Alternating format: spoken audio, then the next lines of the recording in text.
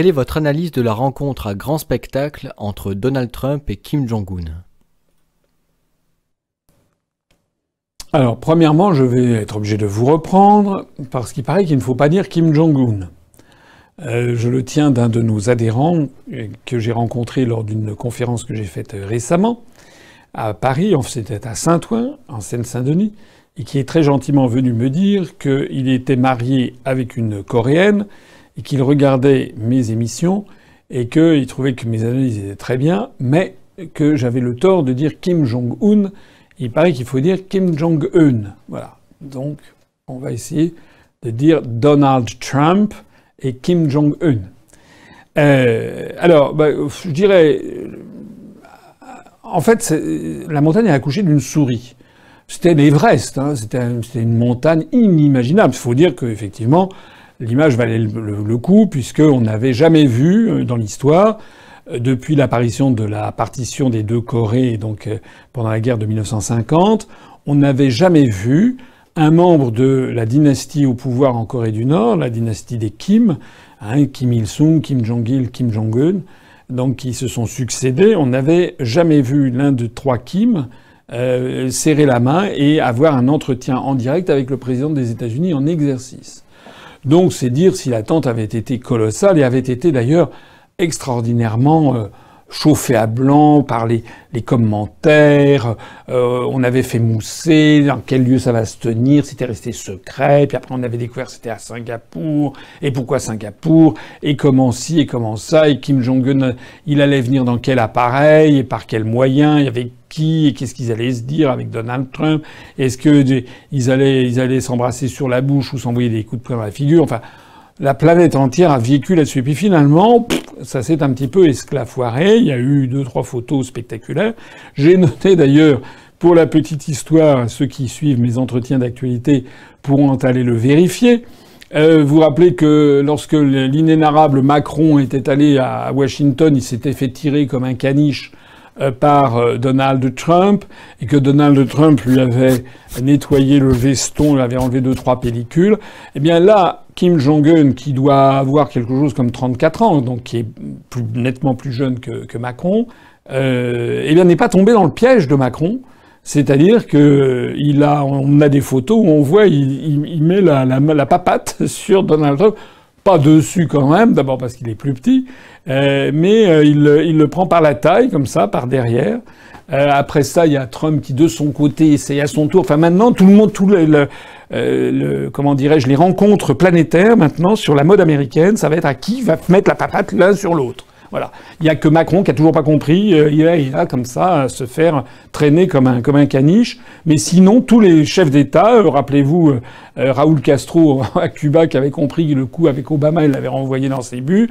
Là, c'est Kim Jong-un qui passe sa main sur la taille de Donald Trump. Donald Trump après essaye de le prendre. Enfin, voilà la diplomatie planétaire.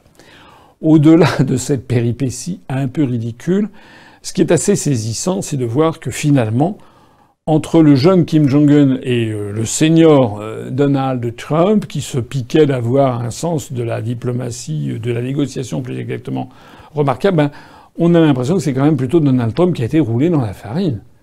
Parce que le bilan est extrêmement positif pour Kim Jong-un. Kim Jong-un maintenant apparaît comme un leader planétaire dont tout le monde cherche les faveurs. Il a été accueilli, il est allé visiter les nouveaux jardins botaniques à Singapour.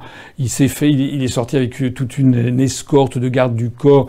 Il a été acclamé par les passants. Le ministre singapourien des Affaires étrangères a fait le premier selfie de l'histoire avec Kim Jong-un, etc. Tout le monde oublie au passage qu'il y a des dizaines de milliers de Nord-Coréens qui croupissent dans une espèce de goulag local, et que, pour le moins qu'on puisse dire, c'est que ça n'est pas une démocratie. Mais donc, Kim Jong-un a réussi son coup, c'est-à-dire que son pays et lui-même apparaissent comme des gens éminemment fréquentables. Deuxièmement, il a obtenu que Donald Trump, prenant le Pentagone et le ministère des Affaires étrangères américain, le département d'État, les prenant au dépourvu, Donald Trump a annoncé qu'il n'y aurait plus de manœuvres militaires américano-sud-coréenne en disant que c'était des vraies provocations à l'égard de la Corée du Nord. Donc tout ça, Kim Jong-un peut empocher le bénéfice de ces opérations. Et puis en échange, il n'a rien donné. Il a dit simplement qu'il était en faveur d'une dénucléarisation complète de la péninsule coréenne, mais dénucléarisation complète, ça n'était pas le vocabulaire qui avait été voulu par Washington, qui exigeait une dénucléarisation vérifiable et irréversible. Or, ces deux adjectifs de vérifiable et irréversible ont disparu. Or, le fait que la Corée du Nord veut une dénucléarisation de la péninsule de Corée, c'est ce que non seulement Kim Jong-un, mais son père et son grand-père avaient dit depuis des années, et c'est toujours la même chose. Alors il en reste là-dedans quelques embrassades, et puis le fait que Kim Jong-un a fait savoir par l'agence nord-coréenne ultérieurement qu'il avait invité Donald Trump à venir à Pyongyang, et puis Donald Trump a invité Kim Jong-un à venir à la Maison-Blanche. Voilà. En gros, 48 heures après, déjà on a changé de sujet. Au total, bon, il vaut mieux ce genre de rencontre plutôt que les invectives que se lançaient les deux présidents, enfin le président américain et le leader nord-coréen, il y a à la fin de l'année dernière, parce que là, par moments, on se demandait si ça n'allait pas déraper, puisque la vérité, c'est que le régime nord-coréen dispose maintenant d'armements nucléaires et de missiles pour les envoyer. Donc il vaut mieux quand même avoir ce genre de réunion qui pourrait mériter, à mon avis, davantage le prix Nobel de la paix pour Kim Jong-un et Donald Trump. Ça serait plus légitime que le prix Nobel de la paix qui avait été donné à Barack Obama. Vous le rappelez, vous vous rappelez ce scandale.